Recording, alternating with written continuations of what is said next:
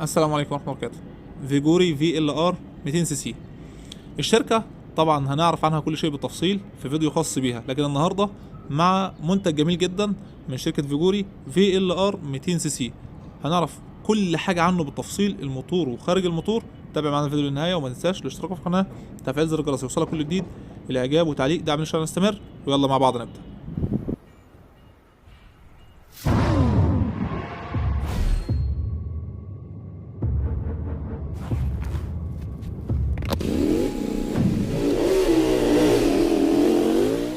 ورجعنا تاني مع فيجوري في ال ار 200 سي سي.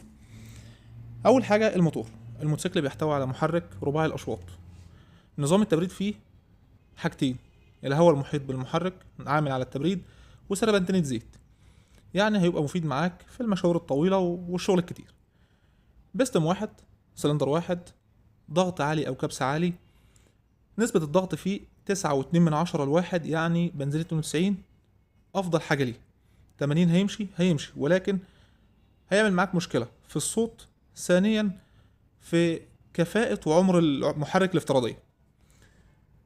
قطر غرفة الحريق 62 ملي في 58.4 ملي، يعني بالظبط هيديك 197 سي سي 200 سي سي. 5 غيار. المحرك على كتينة مش على سياخ. 2 صباب. نظام الاشتعال فيه سي دي اي. الموتور مارش زائد منافلة. مارش سهولة الاستخدام، منافلة لو حصل عطل كهربي او ميكانيكي في المارش. زي ما حضرتك شايف المحرك مستواه من الزيت لتر زيت 1000 ملي لتر. بيحتوي على 2 حدافة. حدافة بتاعت دورة التشغيل، ثم حدافة أمامية تسمى بالانس تيب أو حدافة اتزان أو توازن، مفيدة في السرعات العالية، بتمتص وتقلل نسبة الاهتزاز والذبذبة. ده باختصار كل شيء عن المحرك أو أغلب الأشياء. هو طبعا فتحة بوجيه واحدة، فتحة شكمان واحدة، كالبرادير. الشاسيه من الحديد، مواسير الحديد متوصلة مع بعضها باللحام. شاسيه كويس، اكسدام امامي. التانك 14 لتر بنزين، 2.5 احتياطي، 1.5 بس شغال، كويس جدا. طيب لو الموتوسيكل انا واخده جديد وبكفاءته العالية وفولت 92 زي ما انت قلت، اللتر هيمشيني قد ايه؟ استهلاك الوقود 2.2 ل 2.5 لتر، هيمشيك 100 كيلو. يعني اللتر تقريبا قول من 35 ل 45. ده يعني الافضل او انسب حاجه، فكويس جدا. الاطارات امامي وخلفي مقاس 17. الكاوتش الامامي 17 في 90 في 90، الخلفي 17 في 80 في 110. طبعا عارفين اللي ورا اعرض ليه واللي قدام ارفع ليه. 2 مساعد امامي، هتلاقيه تقريبا نفس قطر المساعد بتاع الداين 6. 2 مساعد خلفي. الانوار كلها اللي هي العادية، بطارية 12 فولت على 7 امبير. ابعاد الموتوسيكل: الطول 2 متر، العرض 79 سنتي، الارتفاع متر و2 سنتي. ابعاده كويسة جدا. الموتوسيكل زي ما انت شايف عداد ديجيتال كامل. طبعا في وصلة يو اس بي بتاعت شاحن في العداد، وجاي مزود بيه حامل موبايل، حامل تليفون. الفرامل امامي باكم وخلفي باكم، يعني فرامل امامي وخلفي ديسك. نظام او الستايل بتاع الموتوسيكل شبابي جدا، جميل جدا. النظام الكهرباء العادية خالص عشان موضوع الصيانة. ده تقريبا كده كل شيء عن الموتوسيكل. السرعة القصوى بتاعته 110 كيلو متر في الساعة، سرعته كويسة.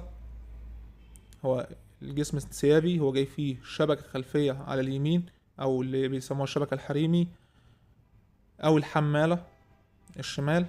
جاي برضه شبكة خلفية للشغل. مثلا يعني ينفع للشغل، هينفع للشغل كويس، لان الابعاد بتاعته، الحجم مع الستايل بتاعه، الشكل مع مثلا البادي بتاعه، القعدة، الكلام ده مريحة جدا، فيمشي معاك في الشغل. وبرضه كمان ان عندي كل حاجة مثبتة، المقصات والحوامل والكلام ده والدواسات كلها مثبتة فين؟ في الشاسيه. وطبعا دي من افضل الحاجات اللي بتقابلها في اي بايك، ان تكون كل الاشياء مثبتة في الشاسيه عشان تخف الحمل والاضرار على المحرك. فمش هتيجي تقول ده انا عندي المحرك القواعد هتتكسر او الكلام ده. طبعا برضو الشبكات اليمين والشمال مفيش فيها الومنيوم، لا شبك حديد، فهتلاقيه برضو شغال معاك كويس جدا زي ما حضرتك شايف.